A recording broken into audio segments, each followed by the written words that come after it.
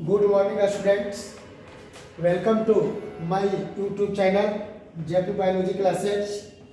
आज हम लोग 12th का सिलेबस पढ़ने जा रहे हैं कि आपको 12th में क्या क्या चीज़ पढ़ना है और क्या चीज़ नहीं पढ़ना है, ये सारी जानकारी इस सिलेबस के अंदर में मिलेगा। सबसे पहले सिलेबस में चलते हैं क्लास 12th में यूनिट फर्स्ट जिसका नाम रिप्रोडक्शन। इस रिप्रोडक्शन के अंदर में कुल 4 चैप्टर पढ़ना होता है। जैसे चैप्टर फर्स्ट जीवों में जन्म और रिप्रोडक्शन इन ऑर्गेनेज।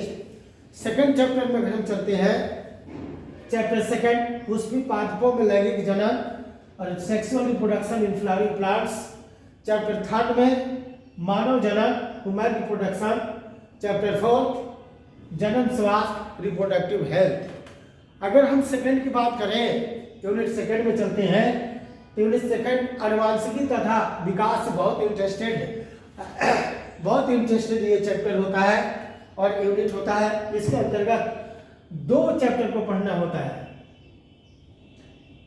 इसके अंतर्गत 3 चैप्टर को हम पढ़ेंगे, वंशागति तथा विविधता के सिद्धांत, principle of inheritance and variation. Chapter 6 वंशागति के आणविक आधार, molecular basis of inheritance. Chapter 7 विकास इवोल्यूशन।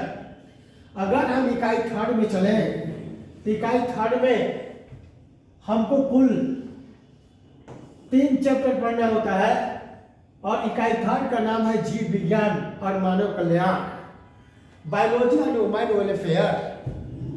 चैप्टर इसी के अंतर्गत में चैप्टर 8 में चले मानव स्वास्थ्य तथा रोग, human health and disease. Chapter 9 खाद्य उत्पाद में वृद्धि की कार्यनीति एंड चैप्टर 10 मानव कल्याण में सूक्ष्म जीव माइक्रोब्स इन ह्यूमन वेलफेयर। इकाई फोर्थ में जैव प्रौद्योगिकी बायोटेक्नोलॉजी। इसके अंतर्गत चैप्टर 11 जैव प्रौद्योगिकी सिद्धांत एवं प्रक्रम को पढ़ेंगे, जिसका अंग्रेजी होता है बायोटेक्नोलॉजी प्रिंसिपल एंड प्रोसेस। अगर चैप्टर 12 में चलते हैं तो जैव प्रौद्योगिकी एवं उनके अनुप्रयोग, बायोटेक्नोलॉजी एंड इट्स एप्लीकेशन।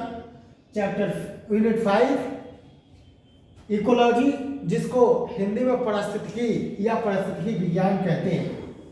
इसके अंतर्गत 4 चैप्टर को हमको पढ़ना होता है। चैप्टर 13 जीव एवं समष्टि ऑर्गेनिज्म एंड पॉपुलेशन। चैप्टर 14 परितंत्र इकोसिस्टम।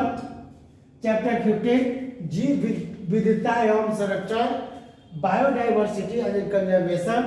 और चैप्टर 16 पर्यावरण के मुद्दे इन्वायरमेंटल इशू। कुल मिलाकर अगर देखा जाए तो 5 यूनिट के अंतर्गत में 16 चैप्टर को पढ़ना होता है।